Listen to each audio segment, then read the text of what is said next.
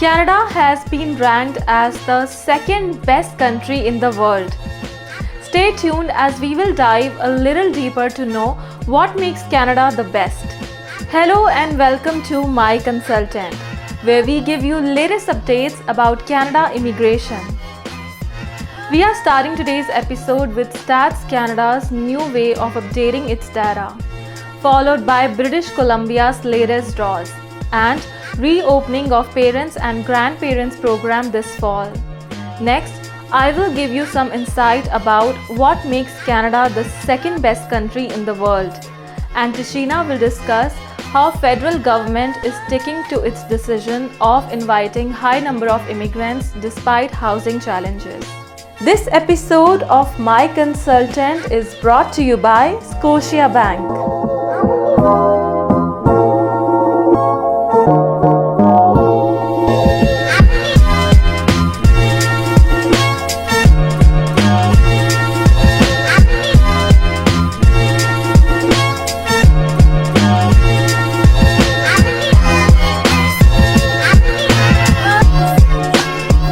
Acknowledging the need for improved accuracy, Statistics Canada plans to revise the way it counts non-permanent residents in Canada.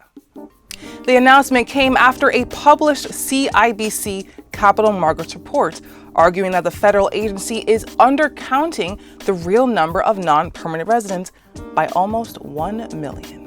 Statistics Canada stated that starting this month, it will use revised methodology to calculate how many permanent residents, including temporary foreign workers and international students, are actually in the country. Starting on September 27th of this year, Statistics Canada will publish new data tables on permanent residents going back as far as 2021. The data will be updated monthly and will be computed using a revised methodology. The report states that by undercounting the number of non-permanent residents, the federal government is underestimating the effect on the housing market and should use its fall fiscal update to take action. Statistics Canada responds, defending that their process takes a vast majority of overstayers into account, and the agency is aware that the number of people overstaying their visas increased during the pandemic. Canada's population hit a milestone of 40 million earlier this year, challenging 2013's official forecast, estimating the population would reach 38.7 million by the year 2023. British Columbia has recently conducted new draws, issuing at least 222 invitations through different streams of British Columbia Provincial Nominee Program. The latest September 6 draws were split into two categories, general and targeted. In the general draw, which included tech occupations, 160 invitations were issued with minimum scores ranged from 89 to 110 points. In the targeted draw, a further 43 invitations were issued to skilled workers and international graduates scoring at least 60 points. Remaining committed to helping Canadian citizens and permanent residents sponsor their family to live and work in Canada, the IRCC, Immigration, Refugees and Citizenship Canada, will soon be accepting up to 15,000 complete applications for sponsorship under the Parents and Grandparents program this year. Over the course of 2 weeks, starting on October 10th, 2023, the IRCC will send invitations to apply to 24,200 interested potential sponsors with a target to receive up to 15,000 complete applications.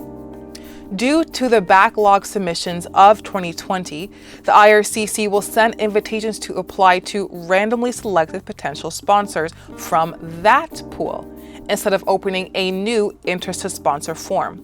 This is the same approach taken for the 2021 and 2022 intakes.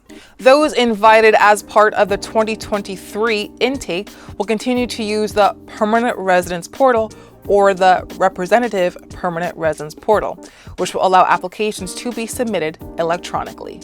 Those who are not invited this year may consider having their parents or grandparents apply for a super visa, a multiple entry visa that is valid for up to 10 years. And lastly, anyone who submitted an interest to sponsor form in 2020 but did not receive an invitation to apply in 2021 and 2022 are encouraged by the IRCC to check the email account they provided them when they submitted their form in 2020. According to the 2023 Best Countries ranking by US News, Canada is the second best country in the world. In 2022, Canada was ranked third. This year, Canada overtook Germany as the second best country in the world. Switzerland has been taking the top spot since last 2 years. What makes Canada the second best country in the world? Let's find out. The 2023 Best Countries list ranks the top 20 countries by analyzing the 10 subcategories. Canada was ranked among the top 5 countries in 4 of the 10 subcategories. For entrepreneurship, Canada was ranked 5th. For quality of life, Canada was ranked 3rd. In the social purpose subcategory, Canada was ranked 4th and ranked 2nd for agility. There were also 15 different attributes evaluated for the ranking. Canada was ranked in the top 7 countries on 9 different occasions. Canada was chosen as the second best country to start a career and for racial equality, 4th best country for education, 7th best country for studying abroad and for raising kids, 6th best country for women for comfortable retirement and for the most transparent country. Canada's ranking as the second best country in 2023 indicates that the country remains a top choice for immigrants across the globe. Canada is a country where both residents and newcomers can expect to be comfortable and enjoy their stay as they work hard and transition towards a successful life.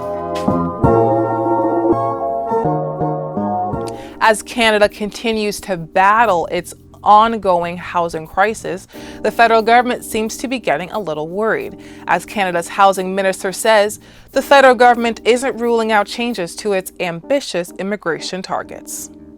Canada first introduced its immigration target in November 2022, showcasing the goal of welcoming 465,000 permanent residents in the year 2023, 485,000 permanent residents in the year 2024, and 500,000 permanent residents in the year 2025.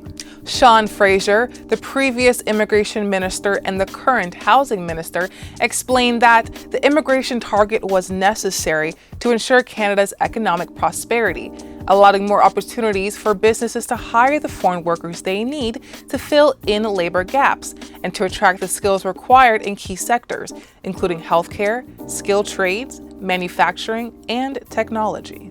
Fraser went on to stress that conversations to resolve the country's housing crisis should not solely revolve around immigration, saying, "I think it's essential that we remember that immigration remains one of Canada's strongest competitive advantages in the global economy."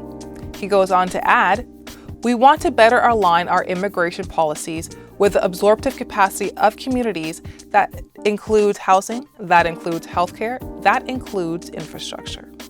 Addressing housing affordability and rental availability, Fraser recently aired the idea that putting a cap on the number of international students that are allowed to study in Canada is one of the solutions being discussed by the federal government. But before any changes can be officially made, Fraser explained that the federal government would need to consult with other levels of government first. The Canadian Mortgage and Housing Corporation has estimated that Canada needs to build 3.5 million more homes by the year 2030 to achieve some sort of semblance to housing affordability. That's all for this week's episode of My Consultant. Thank you so much for tuning in.